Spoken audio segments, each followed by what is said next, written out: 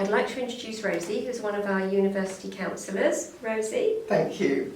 So yes, here at the London School of English, we help students prepare for their master's degree or their postgraduate studies in the UK. And one of my roles here has been to help give guidance to these students. And today I'm going to share some of that guidance with you and answer some frequently asked questions. Rosie, can you tell us the benefits of gaining a degree at a UK university? Yes, so there's a global perception of the quality of education here in the UK and many famous institutions, so that attracts a lot of students to choose a UK university for their postgraduate studies. There are also benefits such as obviously you're studying in English, so it's a great opportunity for students to perfect their English whilst they're here.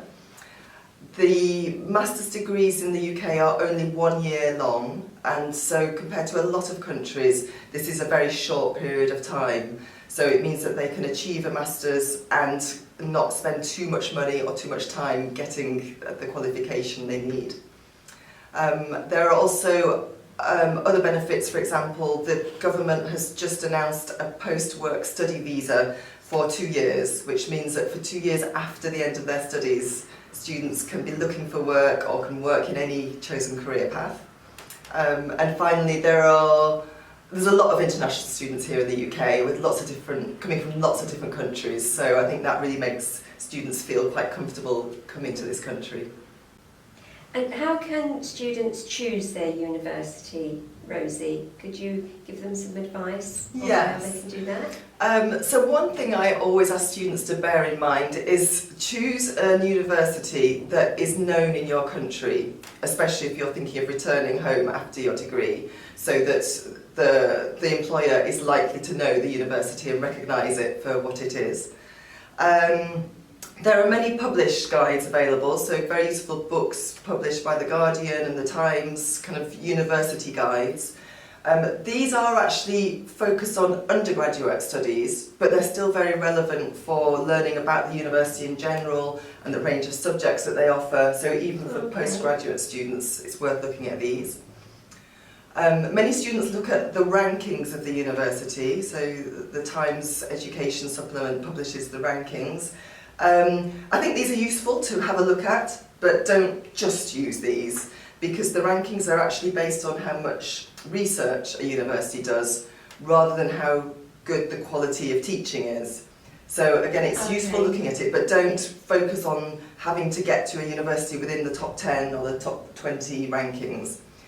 I would say very important is to look at the university website pages for the course you're interested in and look at the modules that are covered on the course, because a psychology degree in one university is going to be quite different from the psychology degree in a different university, because the modules do vary, so do check that it corresponds with your areas of interest. And if you want even more information than that, I think it's a good idea to look at the professors who teach on these courses and see what their background is and what their areas of expertise is, and again see if that correlates or overlaps with your particular areas of interest. But the final piece of advice is, if you can, go to visit the university. There's nothing better than actually seeing the university and getting a feel for what it's like really firsthand if you're in the UK. And the application process, Rosie, how easy or difficult is that? It's quite complex, so the main piece of advice is start early. You can start applying for university 1 academic year ahead of your start date. Most postgraduate courses in the UK start in September or October, so you should start the September before. A few courses do have January start dates, but that's just the most popular courses, so check whether your university offers that. The things that you need to prepare in advance before you start your application are getting 2 references from your previous teachers or tutors, so someone who knows you academically and who can write a reference saying that you're suitable for postgraduate level study. You also need to get your qualifications translated into English with an official stamp. You can do that here in the UK, but obviously it might be something you want to do before you come. Yeah. But in fact, the most important piece of information is your personal statement. And I'll talk a little bit about that later, but that's really important to start that early, because that really is kind of the key to getting a successful application in. Now, one question I get asked a lot is, do I need IELTS at the time of applying?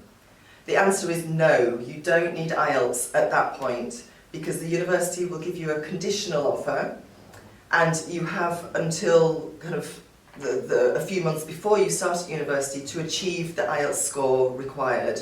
So it's much better to apply early and then give yourself a bit more time to improve your English, practice IELTS and take the test. Having said that, do allow enough time to take IELTS so that if you need to do a pre-sessional, or if you need to take IELTS again, or you need to get a visa, that you can really get these done in time so you're not panicking. So start early and do as much as you can throughout the year beforehand. Okay, thank you, Rosie.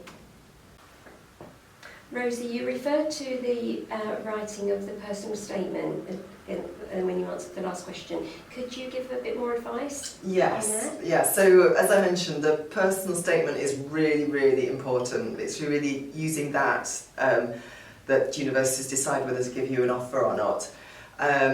So there are, on university web pages, there are quite often samples or model personal statements which are really, really useful to look at, so you get an idea of what is expected and what makes a good personal statement. Okay. Obviously you need to tailor them to yourself, and what universities are looking for is a genuine interest and passion in the subject you're going to study. So you need to look at the things you've done in your life, whether it's reading or studies or attending conferences or anything that relates to your subject, and make sure you get that in the personal statement. They're very much academic based, they're not really wanting to know about your hobbies and things like that. So brainstorm what you think makes you unique and what shows your passion for the subject you're applying for.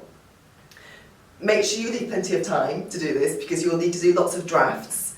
Ideally show them to different people, get their feedback on them, and really refine it as you go along. Perhaps show it to an English speaker if you can, but really the main point is to show that you're interested in that subject. Not so much the university, but very, very specific, the subject that you're applying to. And finally, Rosie, can you describe what it's like studying at a university in the UK? Yes, it's important, because a lot of university systems in different countries are very different to the UK. So here you should expect to have very few contact hours and very little contact directly with your tutor or the professors, because basically the emphasis is on student autonomy and studying by yourself. So you do need to be very self-disciplined, and you need to be able to do a lot of reading and research and studying by yourself, with just guidance from your tutors and professors.